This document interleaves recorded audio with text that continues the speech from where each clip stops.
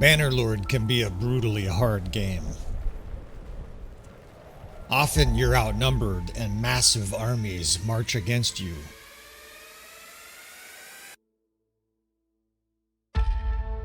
Well, in this new series, we're going to work together, friends. What I want you to do is send me your difficult situations that you're either currently encountering in Bannerlord in your campaign, or something that you've dealt with in the past where you're just unable to solve it. I will do my very best to handle these difficult situations. I will share the results on YouTube, provided they have some kind of educational value for people. We will take on these difficult challenges, do some battlefield analysis, and hopefully help you turn around a very, very difficult battle. So join me on this adventure. Please send me your difficult situations. Have a little patience. I don't know how many there are going to be, but I'm willing to take these challenges on for you fellas as we handle your disasters of war.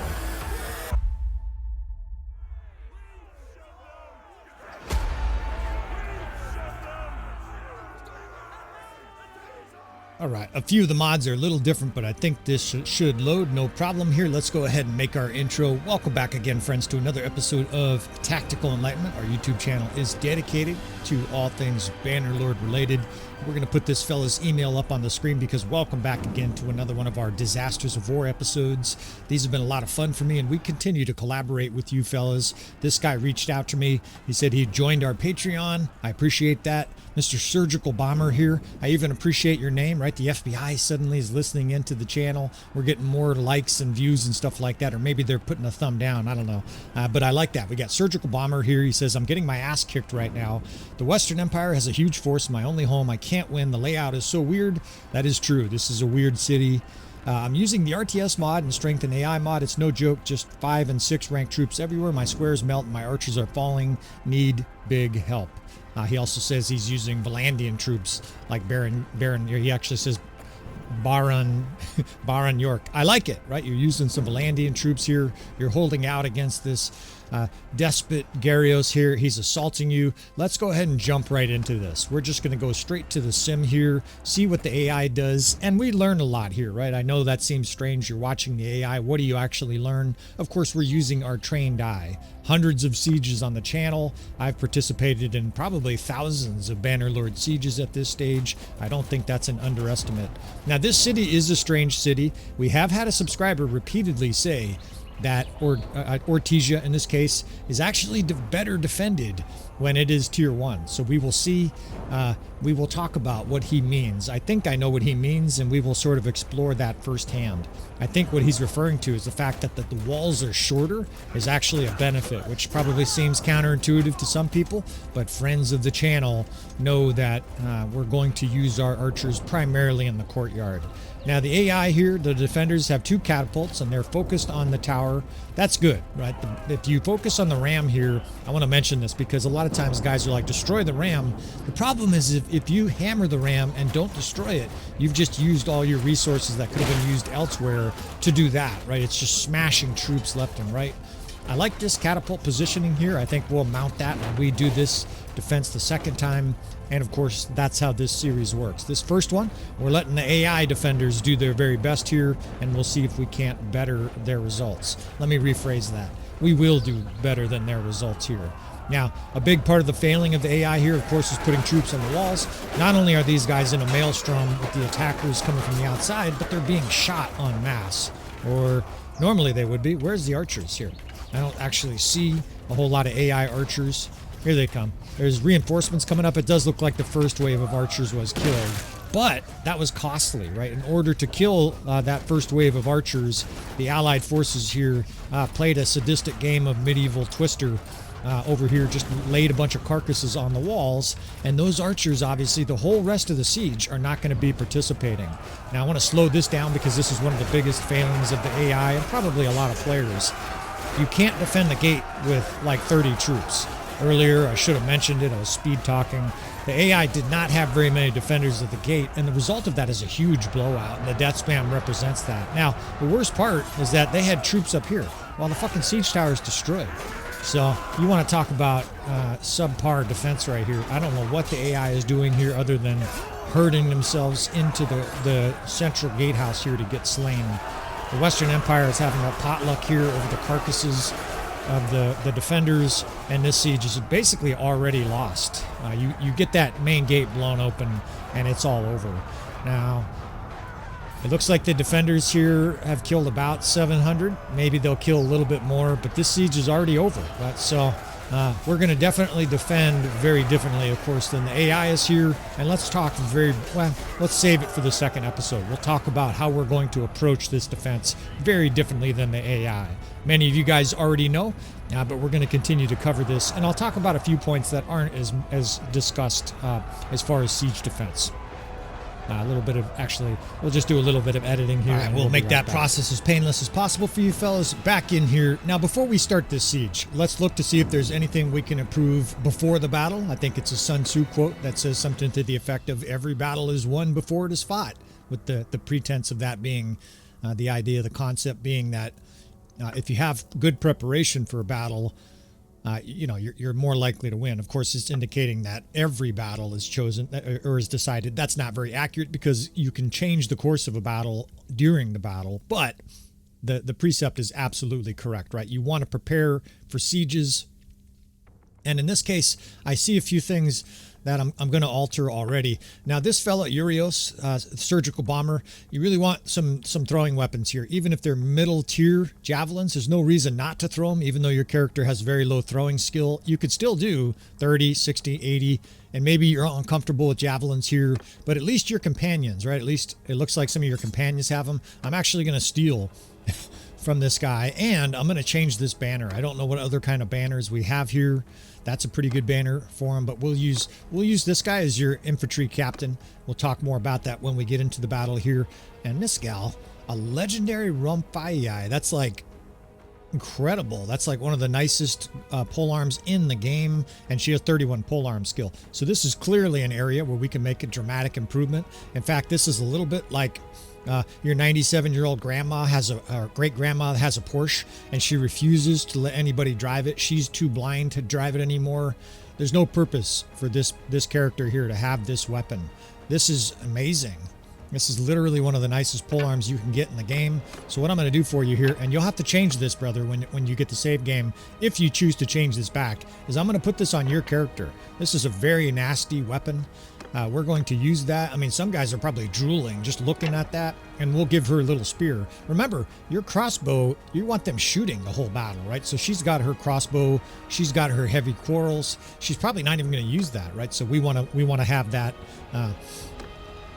that polearm on your main character. Now, I'm hoping I can find one other person here. Here's another good one. She's a warrior. Decrease taken melee attack damage. Generally, you want your main character to have decreased melee damage, right? Decreased taken ranged attack damage. I guess we can leave that on there. The reason I say that is because generally you want your troops off the walls. If they're getting shot, that's not a good thing, especially since this guy doesn't really have any bow skills anyways. He has no business being on the walls except to man a catapult. That is to say, make sure your banners are set up here, and it looks like once we switch that polearm, we're going to be able to actually do some pretty good fighting here. He's got a nice two-handed sword as well, but this especially for troops coming through the gate, and I will illustrate in this battle, it'll be tremendously beneficial. It's almost a cheat code. Some guys will even say it's cheese, especially once they see it. Now, we can't see the troops from the battle scene. It won't let me. There's no way for me to, this is grayed out, but there is a way that we can just very quickly here view what you have. I can go here, hold it over this little thing, your party. So we've got some sergeants, some Volgiers, some sharpshooters, some banner knights. You've got a pretty good army here. Garious, surgical bomber. This is definitely, I'm going to keep saying bomber in case FBI agents are adding to our likes and algorithms. This is definitely a battle that we should be able to win. Let me rephrase. We are going to win this battle. Now, hardest difficulty, of course, and obviously, we're going to stay off the walls. Now, again, reiterating what that guy said, there is a guy on the channel that swings by once in a while that says Tier 1 walls are easier to defend in certain locations, especially here. He says basically this city's untakeable. What he's referring to the fact is if you have Tier 3 walls, your walls are way up here. The troops are coming over way up high. Why is that a problem? Because if your archers are down here, it can't actually see the troops that are on the walls that high, right? Their angle for shooting is worse, especially because this stupid city has like this little hut here with a bunch of hay. Presumably that's for horses or something like that. Basically, the tier 1 walls in this case is actually beneficial to our defense strategy, which we will get into here, of course.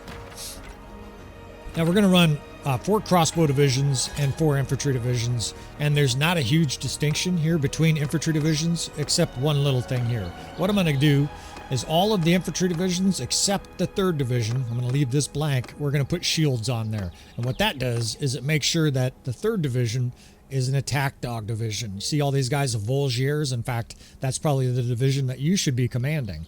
Right now, you've got this guy commanding an archer division. The problem with that, though, is look at your bow skill, 0.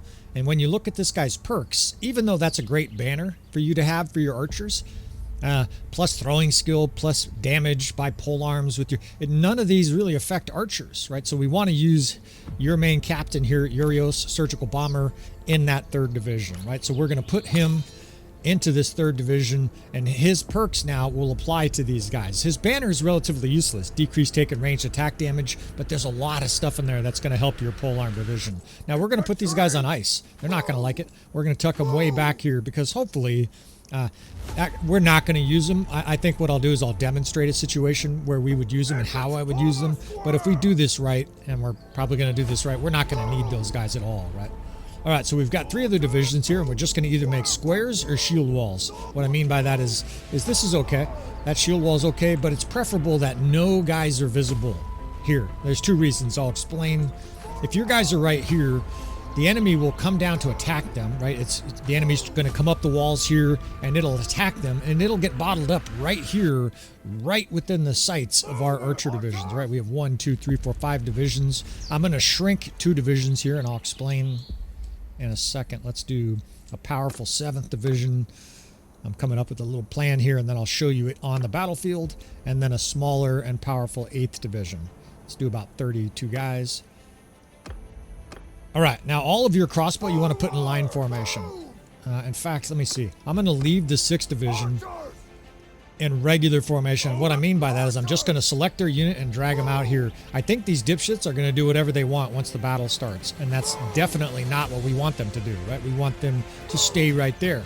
In fact, you know what? I'm just going to change it now, and I'll explain what's happening here. Sometimes guys are like, my archers, they don't do what I say. They're going up on the walls, and they won't listen to me. You must make sure they're not in scatter around formation. That's F2, F8 is the scatter around formation. If your archers or crossbow are in that formation, they will try to man the walls sometimes. The AI basically thinks you don't know what you're doing and is trying to help you. Let's see, we've got an archer here. Let's fix some of these captains real quick. This guy goes, doesn't matter too much. It's not really going to matter that much in this battle. We're going to smash this enemy into next week. At least we have a few archer captains here that are good. Now they have decreased taken range attack damage. I would prefer melee because we're not going to be on the walls, right? This 8th division, they're up there. They're not going to be up there. In fact, let's position the 8th. I love stairways and siege defense, right? You guys go to a movie theater, you want them just like that, right? That way those guys are shooting over the shoulder of their mates. Not only that, but the enemy bound up here on the stairways is just going to get plastered. Now you can do a square like that. That's kind of a messy square. That's a neater square. Or you can do a shield wall. But don't do that. These guys will get smoked, right? Because they are visible from the outside. There's no reason for you to absorb arrows when you can completely frustrate the enemy and make sure that they can't shoot you at all, right? Look how nasty that is. The enemy's going to get stacked up on that stairway, and they're going to get stacked up, like literally, their bodies are going to get stacked up there. All right, so we've got, this is the 6th, we've got the 5th. The 5th division we can just put back here for now. I want to show you the 7th. What we're going to do here is we're going to offset the square. You can do this with the square, you can do that, or you can do that. Don't do this, right? Make sure the square is near the gate.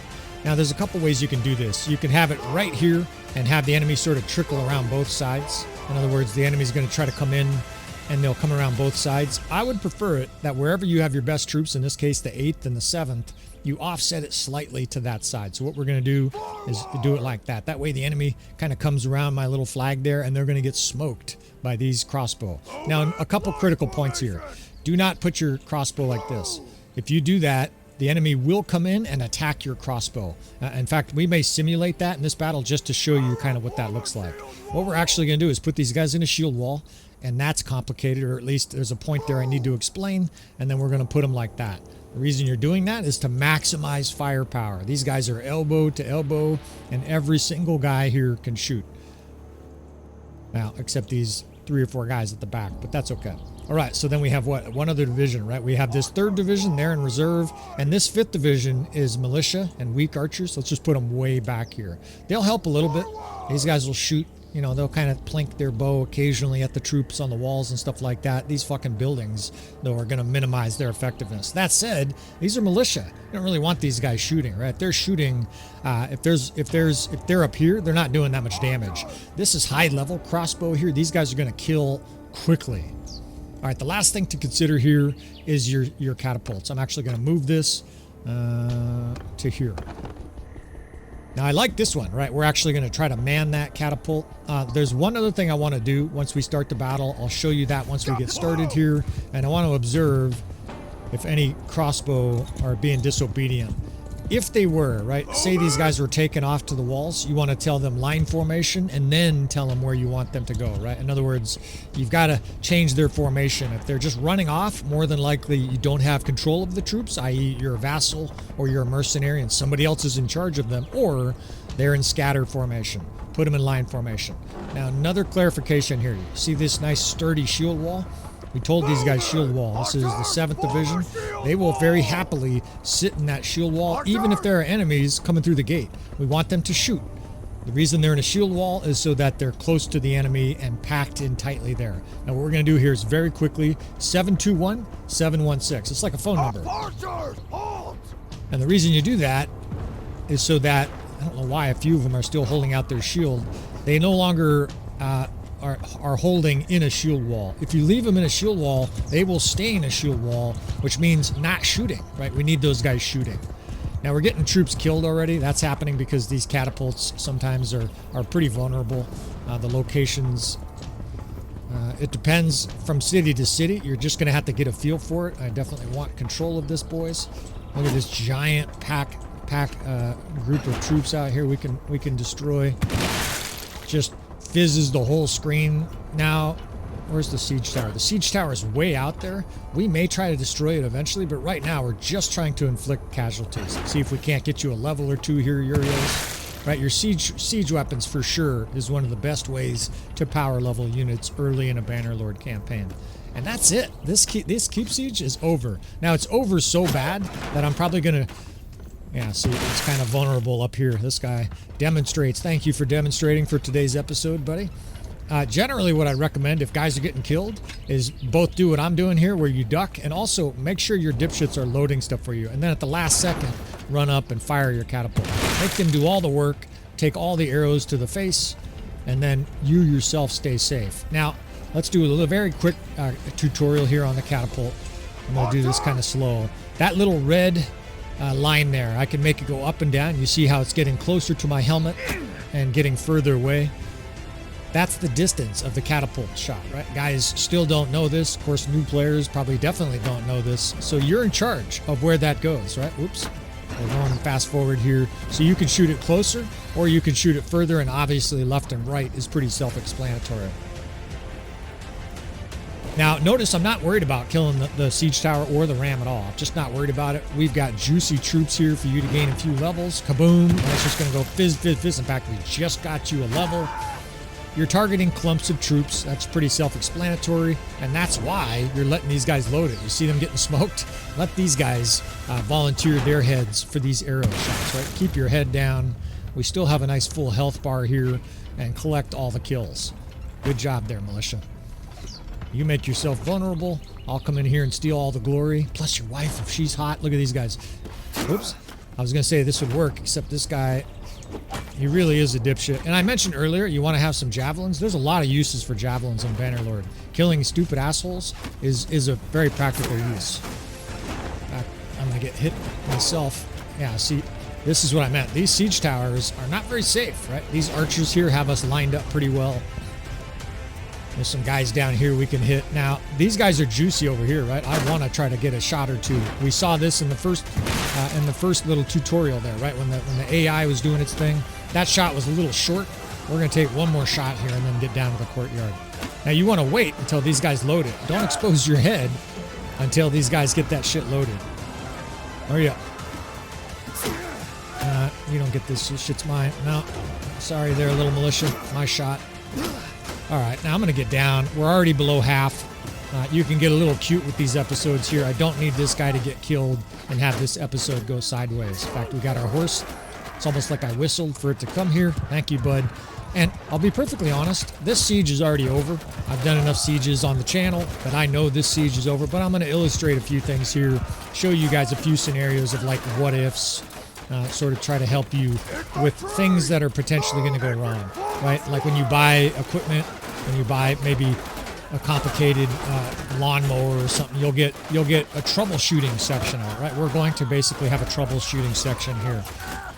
The first thing, well, look at our horse charged in there and mauled him. The first thing is just look at how effective this is, right? The enemy's bottled up here, and they are getting butchered, right? They get stuck right there, and these guys just get shot in the face. In fact, we have one more. I was going to say, we have one more javelin, but you know what we have here? We have a cheating long glaive. Let's see if we can't use this here. We can power level this guy's stats in multiple different ways here. Without even being hit, you can literally just stand here and just pile drive guys. You know, some guys will say this is cheese, but I mean, you're the one swinging a big old long weapon. And ask around, right? There's advantages to being long in life. Right? There's sometimes, you know, this can be a nice advantage. All right, so these guys are firing point blank. The enemy has no way to get to those troops, right? That's all over for sure. I want to illustrate a potential problem over here. We've got to wait for the reinforcement wave because we already just waxed that first wave. Don't rout. I don't want the enemy to rout. Okay, good. They're not. They're still volunteering to die. In fact, I'm going to tell everybody to hold fire here. And well, the reason I'm doing this is I want to illustrate a few points here. We're actually going to be too effective otherwise. Now, this is the advantage of a rump ad. These guys won't even aggro you. You can literally, they're like, I don't know what's hitting me. Ouch, that hurts. You can just rack up your polearm skill here. Anybody aggros you, you just fall back to your health, right? Now, I want the enemy to pile up there for a couple reasons. We're going to tell these guys to open fire. But I also want to show you how important this distancing is. Notice these guys here. I didn't tell those guys to do that. What they're doing is the AI archers, these crossbow, what is this, the 7th division? They are designed to protect themselves. So we'll move them back here again. Basically make these guys be obedient. And you see the enemy chasing them. Now what we're going to do is simulate if these guys are too close, right? In other words, the reason we put them so far back is so that they don't aggro the enemy. What happens if you're not really good with your placement here? What happens if you're sloppy and you do that? Some guys are like, oh yeah, my guys are going to be close. That way they shoot the enemy and they do even more damage. What you will tend to notice is these guys will aggro your archers. And what I mean is your crossbow will run up and try to protect themselves, and as that happens, the enemy troops coming through the door will aggro those crossbowmen. Now, they're not doing it here because the enemy's getting killed so fast they can't even get through the door. But if that happens, right, in fact, here, let's hold fire and just let it happen. And as the enemy comes in, I don't know if it's going to happen. Your archers will aggro. Our defenses here are actually so strong it's not really happening. And as they aggro, they will run up and fight the enemy like that. Now what that does is here's a huge wave. This is going to work. As that happens, the enemy will attack those guys, which causes more of your crossbow to aggro. And the next thing you know, instead of shooting, your crossbow are up there fighting in melee. You definitely don't want that to happen. Not maybe, but this is absolutely not what you want to have happen. Your archers over there can't hit them. Your crossbow, worse than that, your crossbow is going to get killed here because it's fighting melee, right? So we're having a bit of a mess here. Of course, this is intentional. I'm doing this as instructional. Make sure your crossbow is further back, right? As soon as these guys get back and those guys are cleared out, look at that. It's over. They're no longer being attacked. And on some level, you know, I apologize if I'm showing you how to make Bannerlord too easy, right? We do make Bannerlord too easy, and I'm especially aware with the console guys that on some level I'm like ruining the game for you. It would be like showing you a legal cheat code that I guess it's your option to not shoot, you know, to choose not to do. I guess you don't have to do it. But let's go ahead and have one more scenario here where it turns into a disaster. Right? Let's say you fuck up and you tell the gate, fall back, and the enemy starts pouring through. This is a scene, you know, plenty of people have seen in a keep siege, right? The fucking gate gets blown open. It's carnage. You can't tell who's who. You're getting mauled. All right, so you want to take a deep breath. Square one of these divisions, right? There's 35 guys in this division. What I'm going to do is I'm going to shove it towards the gate, right? And you can barely see the green through there. In fact, I'm going to use the RTS mod just so you can see it. I want that square basically right in front of the gate. Now, if it says kill them all, what I'd recommend you do, oh shit, if we get mauled here, is move a little bit and try to reposition it again. Once that square is there, that's what this shock troop division is for. These guys have been waiting patiently this whole battle. Now that that square is sent back to the gate, right? That first division, it's hard to see, but that square is right at the gate. Now you charge with this third division, right? These guys get told to charge. Up they come. Your crossbow over here is still getting attacked, so we can sort of help these guys. But guess who's going to be coming behind me here soon? Well, besides the enemy, our allied shock troops, right? Now this gate is blowing open. Good. This is another example. We've got additional squares just waiting to be used, right? Let's take this crossbow square and shove it right in the gate. You're like, wait a minute, we're putting the crossbow in the square. Yeah, they do a really good job as a square. Now again, this first division is down to 18 guys. We're still going to stick the square into the gate, but here's the other thing I recommend. All the way over there, you can barely see it. Make sure I don't get killed here. There's 49 guys in that division over there. In fact, again, we'll do this so you can see what I'm talking about. These guys are not necessary. We're going to tell this second division, go right here. And what you're doing is basically reinforcing that gate square. Now, your shock troops are still charging. These guys, I don't know what these guys are doing here. They're like stunned. Do something. Oh, you know what? They're on hold fire. Now look what's happened here, right? There's a square at the gate. And of course, it says the enemy's fleeing. The square is holding out, but all these shock troops are just going ballistic, right? And of course, you've held them back at this state for precisely that. So that in the event of an emergency, you can have those shock troops charge and win the day. And away the enemy goes here, right? Even though we simulated 2, maybe 3 significant mistakes on your end, mispositioning crossbow, the enemy still has their doors blown off here, and Garious enters our prison. All right, a pretty comprehensive guide there. I don't actually know what you want me to do here, bud. I'm actually going to turn the save game over to you with this second siege looming, because if you simply watch that on your phone while you're setting up your battle, or maybe you minimize your game and then go to YouTube and watch this episode while you're doing that, Mr. Surgical Bomber, buddy, I appreciate your patronage. I appreciate your Patreon support. I guess those words are the same thing. You can now use the blueprint here to not just win at Ortysia, but this should be your linchpin, your place of security where you're sure you're going to have victory. Now, I've kind of screwed you here because Garious does look like he's going to be able to get away. That's another day, right? Maybe you'll have an open field battle for us against Garious here in the future. I'm going to leave you right here. In fact, we'll pick up a few troops. In fact, I'm going to leave you the option to exit. I don't want to send you a save game where you're trapped. At this stage, you could probably exit out this side, but I'd recommend you stay and do the exact same we did there against this keep siege, right? With your forces, there's over 500 defenders.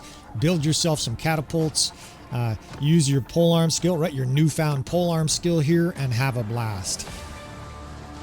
All right, we're going to wrap this episode up. That was a pretty comprehensive episode. I appreciate all of your support. You guys watching, please hit that like button. All it does is cost you a little bit of carpal tunnel on the way out, unless you didn't like it, I guess, in which case, I don't know, maybe take some antidepressants or something like that. Please keep stopping by the channel. Or you want to subscribe if you want to see more on a regular basis. I'm speaking 1,000 miles an hour because I'm trying to fit this inside a 30-minute episode. I appreciate you fellas. I appreciate you as well there, brother. Surgical Bomber. Thank you for your support. And I will see all of you folks next time.